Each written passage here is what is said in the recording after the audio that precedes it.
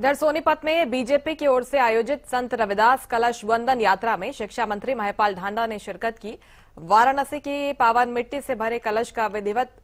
वंदन कर मंत्री ने उसे सिर पर धारण करते हुए नगर परिक्रमा की। यात्रा में बीजेपी पदाधिकारियों, कार्यकर्ताओं और विभिन्न समाजों के लोगों ने उत्साहपूर्वक हिस्सा लिया। वहीं कलश को बाद में सेक्टर 15 स्थित प्राचीन शिव मंदिर में स्थापित किया गया। इस मौके पर संत रविदास महाराज को नमन करते हुए सामाजिक समरसता, एकता और भाईचारे का संदेश दिया गया। हरियाणा सार्वजनिक उपक्रम ब्यूरो के चेयरमैन मोहनलाल बड़ौली ने संत रविदास के विचारों को आज भी प्रासंगिक बताते हुए सभी वर्गों की भागीदारी को सामाजिक एकता का प्रतीक बताया।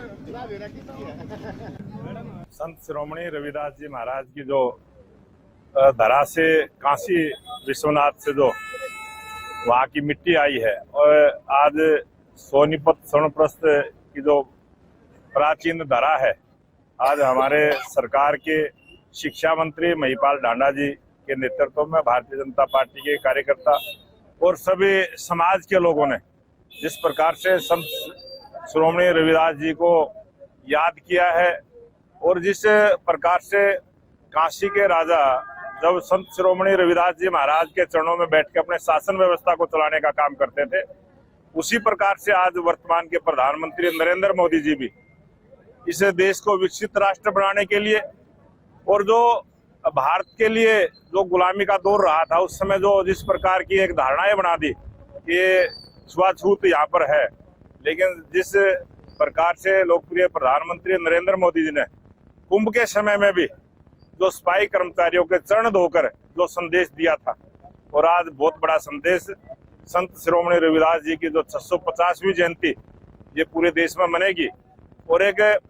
भव्य यात्रा भी और बड़ा आयोजन होगा और ये एक वर्ष भर चलने वाला कार्यक्रम है। देखिए, देश के सम्मानित प्रधानमंत्री नरेंद्र मोदी जी ने ये निर्णय लिया हुआ है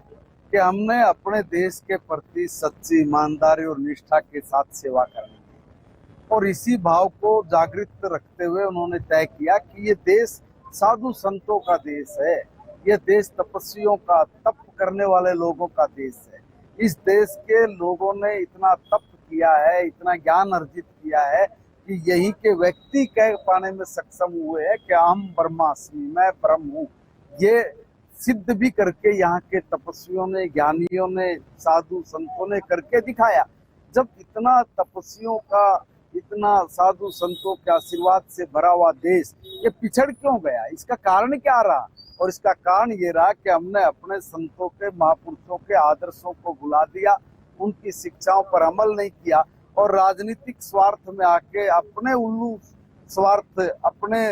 सीधे करने में लग गए और उसका खामियाजा इस देश के लोगों को